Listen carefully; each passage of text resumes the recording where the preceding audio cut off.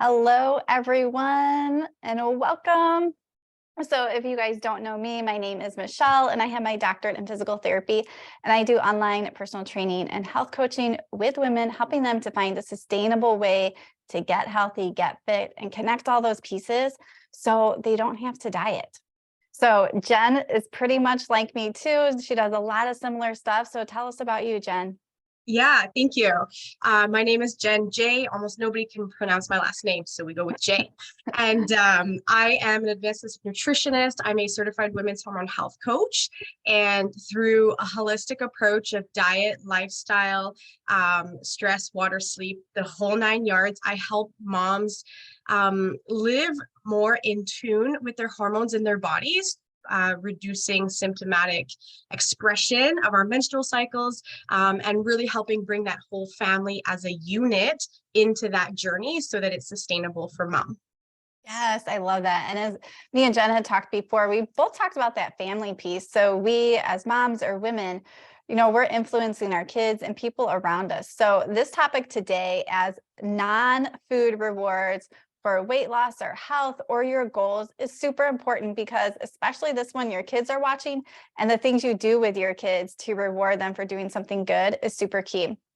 So if you're someone who maybe you use food as a reward, or maybe you have a hard week and at the end of that week, you get something at the grocery store because it's just a reward, you feel like you deserve it. So these patterns can be really tricky. So today we're going to talk about why it is important to have a reward as you're making progress along your health journey. We're going to talk about why it's important that that should be something that is not food to really help create that healthy lifestyle. We're going to talk about why having smaller goals and smaller steps along the way help. And then we're going to give you some of our favorite ideas. So first, we're going to get started is why is it important to have a reward for your weight loss or health journey? So first, it is really hard to be healthy. We're not in an environment that encourages health. There's commercials. I mean, kids go to school, we go out to eat with people, we have parties. We're bombarded with things that aren't healthy. So it's really important to celebrate when we do have success, because when we celebrate that success, success builds upon success. And then when we start to notice that, we just become more successful and we feel good because it's really hard. So do you have anything to add to that, Jen? Yeah, I think, also too, is that we also live in an environment where we thrive off of immediate reinforcement and we're always looking for that next fix, right? I mean, like social media does a really great job of that, of keeping us looking for that next, sort of dopamine hit of like, how am I going to feel good? And I think that when we really start to tie ourselves into immediate rewards or rewards for our actions, then we can sort of help you know, meet the needs of that intrinsic desire to constantly feel good, right? So like you said, like it helps us feel good, but it's that feel good is going to actually help perpetuate more feel good. Yeah, absolutely. And then so next we're going to talk about why it should be non-food. So when you start to have a food or a treat, it's typically going to be a sugar or a sweet, something that sort of gives you that dopamine fix, and that we're just also trained to that should be better. And we start to hold those foods up on a pedestal, and we're treating them like something more than what they are. And we think that we only deserve that treat if we lose a certain amount, if we do something. So we have to do something to get that. But really, if you're creating a sustainable and healthy lifestyle, you can have a treat without it even being a reward every once in a while. And then you're not holding it up on some pedestal. Yeah, exactly. And I think too, you know, coming from, and I see this a lot in my practice with women with eating disorders or with disordered thinking processes around eating, is that, we have this concept of what's good and what's bad. And really, that is a subjective, flexible scale, right? And of course, 9 times out of 10, we want to be leaning towards those foods that are going to fuel us and nourish us and help us feel good. But that doesn't mean that there isn't room for the ones that make you feel good in other ways. So I think when we start using food as a reward, we're really putting them into a category that keeps us in that diet mindset of good versus bad, and restrictive versus sustainable. And so, moving away from food as that reinforcement or that reward for you can actually help you bring it into a place where you can feel good about the choices that you make, regardless of whether they put you in, specifically where your health journey where those goals are, versus whether they're serving you in a different place. Yeah, I love that. And also just the idea, as I mentioned real briefly, is, you can have food that's really good, that's not a sugary sweet. And I think as we start to live healthier and incorporate more fruits and vegetables, we can shift our taste bud and our palate, and we can really start to enjoy some of these foods that aren't sugar or starch.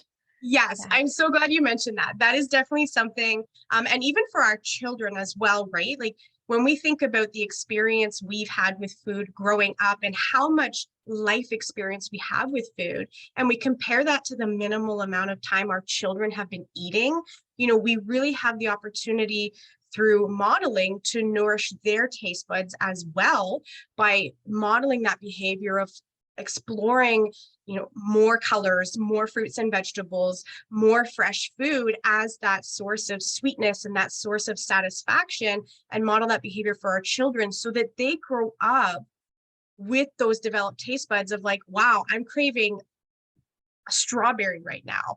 I could really go for a crunchy carrot, right? And because this isn't the sort of the mindset that we grew up with. That was definitely not something I grew up with. It wasn't something I saw in my household. And yet now I could easily walk into the kitchen with a craving for something, maybe crunchy and salty, slice up a cucumber, sprinkle a little bit of salt and vinegar on there and be totally satisfied.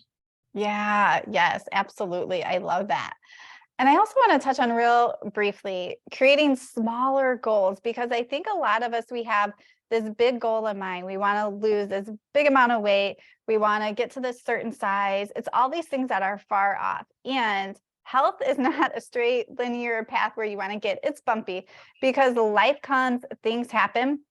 So we have to have these small goals in mind. And this is something that's really key that I do with my clients, is making these smaller goals, making these smaller habits, and really getting something that you can stay consistent with. Because when you have something small and you can attain it, you're like, yes, I did that. And then again, that just creates that loop in your brain. I can do this. I can achieve this. And I'm making these milestones along the way, because that big gap's going to take way too long for you to see, and you're not going to stay successful. That's exactly it. In fact, my coaching motto is one bite at a time. And that's exactly where that came from, right? Like if I said to you, looking at where you are today versus where you want to be, and I said, great, we're going to do it overnight, you would be so scared that you just wouldn't even try, right? But when we bring it into the mindset of what decision can I be making right here, right now, that brings me one step closer. And that really does come back to what's at the end of your fork, right? What decisions are you making when you're eating? And if you're doing it one bite at a time, one meal at a time, one day at a time, one week at a time, you really actually allow yourself to build not just the self-confidence, but the skills and knowledge necessary to get you to that final endpoint of what that looks like for you. Yeah, I love that. And one other disclaimer is, we're talking about goals. It can be a goal of, I dropped a pant size or something like that. But goals can also be like, I stayed consistent with my habit that I would eat 3 vegetables a day. So really also making these goals based on habits. So not necessarily the outcome of what is happening, but your goal of, I did my 3 workouts this week, whatever it is, because those are what's going to get you there, even if you don't see that quick goal or progress marker. Yes, exactly. Yeah. So let's dig into some smaller rewards. So we're going to divide it sort of into smaller rewards and bigger rewards, meaning sort of price wise, time wise, investment wise. So I'm going to start with a couple small rewards. So one is essential oils. I just got myself another new one. So having something that I like to smell or rub on, or it's like that thing that like, oh, I like those, but I always don't want to spend the money on it. But having something like that can be really good. Definitely, yeah. And even just having an having a list of things that fill you up that you don't necessarily do every day, things that you wish you could do or things you wish you had more time for, but you just don't make priorities. So maybe that, depending on your situation, maybe that is a bubble bath once a week, right? Maybe that's what that looks like for you. Maybe it's an afternoon without the children on a Saturday afternoon, right? Maybe it's having your whole family together. So it could look different for each of you, but having that list of things that fill you up that you wish you could do, but you don't do. Yeah, I love that. And I love that you brought up that point of what fills you up, because there's different things for all of us. So that's really key.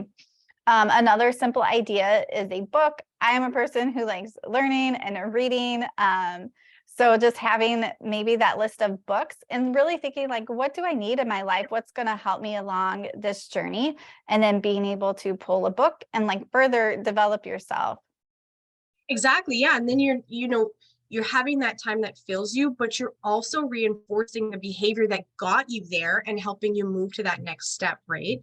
And I think that's really crucial, because I think sometimes we think of a reward as sort of a vacation from the work that we've done versus an opportunity for us to really embrace what we've done and where we're going. Yeah. Yeah. And another idea might be a piece of workout equipment. So maybe you want some different bands or different weights, or so something that's actually going to help you further your goals and is just sort of like fun to have, or can help your workouts, or can be a kitchen tool that you would love to have. Like maybe you want a lemon squeezer or something. Yeah, I actually did that. I ended up upgrading my blender for the first time in, I don't know, I guess like 10 years. I was just using a little magic bullet and it was Yeah. working fine, but it wasn't perfect. And I told myself, I'm going to work towards some of these goals that I have. And when I hit that, we're upgrading the blender. Yeah. Yeah. At Christmas, I upgraded ours finally to a Vitamix, and I love it. Yes. So that was a bigger one because those cost a little bit more. The other thing I guess I have right here is a new water bottle. So this isn't like brand new. We got this a while ago, but I love this one. I mean, and it's something you use all the time. It's something that's going to support your health, but it makes it easier. This one has a little like flip thing where you can like carry it, and it opens here. So this is one of my favorite water bottles right now. I love that. It looks so nice. It looks nice in the hand, like ergonomic. Yeah. Yeah. Perfect. Um, all right. So let's go to bigger rewards. So something that's going to be, a little bit harder to plan, or more money. So something like a smartwatch, if that's what you like, something like that. Or even doing coaching or getting into some type of membership or group that's going to support you, or even a new outfit, because it feels good when you have clothes that you like. So what other ideas do you have? Yeah, definitely. I was actually going to say the outfit, or even just, upgrading your wardrobe, right? Especially if you've had or you've been hitting goals that do include body change. Maybe what you were wearing before no longer actually fits or flatters your body style anymore, right? So upgrading your wardrobe is definitely a big one. Another nice one too is, planning, a weekend away, or having that little bit of indulgence in yourself, right? Treating yourself out to dinner, or you and your spouse, and not necessarily like the food aspect of that, but the experience, right? If you and your Yeah. spouse don't actually get to go out very often, maybe you don't have regular date nights, you don't have a sitter, that reward is find yourself a sitter, pay that sitter, have them come in and watch your kids, get dressed up, go and buy that outfit, and go out and just feel good. Yeah, I love that. And that also brings the other piece of like connection. So, doing something with your spouse, with a friend, having a girls' day or something else where you're connecting with other people. Because even if you're an introvert, I am, connecting with other people is still so important, and that can help fuel just those good feelings to help you sort of stay on track and do what you want to do. Absolutely. Another idea might be doing like a cooking class. So maybe something you're not normally going to pay for, or doing like a meal delivery service that you just don't want to pay the extra for normally, but sort of rewarding yourself. Hey, we're going to do that for a week, for a month, or whatever it is. I love that. Yeah, because it's not necessarily the food aspect of it. It's the time freedom Yes. that you get from that, right? And the mental relaxation of not having to plan or coordinate or figure out what you guys are having for dinner that night. Even that can be highly rewarding if you've been in a cycle where you're feeling mentally drained, right? Yes, absolutely. Um, all right. So I hope that you guys enjoy this, and I hope it just sort of getting your mind rolling about one, setting those small goals and really making them more habit-based and celebrating your successes along the way. And it doesn't have to be an outcome. It can be your consistency in doing what you say you're going to do, because that's what makes us feel good. And that's what will eventually get us to reach those goals. So do you have anything else to add? And you can share where people can reach you. Yeah, sure. So you could follow me, or I mean, you could find me on my website, jenshealthyliving.ca. I think it's actually in the description of this video as well. You could also find me on Facebook. You can just find me through my name, Jen Jodoy.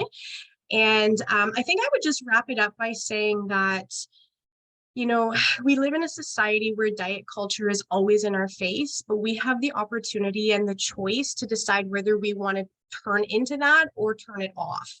And I think that when we really lean into our option of turning that off and focusing on what feels good for us and what is sustainable, we really have the opportunity to feel good long term in our body.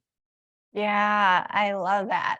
So thanks everyone for joining us. If you guys have any questions, reach out to me or Jen. We'd be happy to answer those and even chat with you and help you work through some of these issues that you're maybe feeling stuck in. So hope you guys all have a great day. Thanks. Hey friends, thanks so much for watching. Make sure that you hit subscribe and ask any questions down below.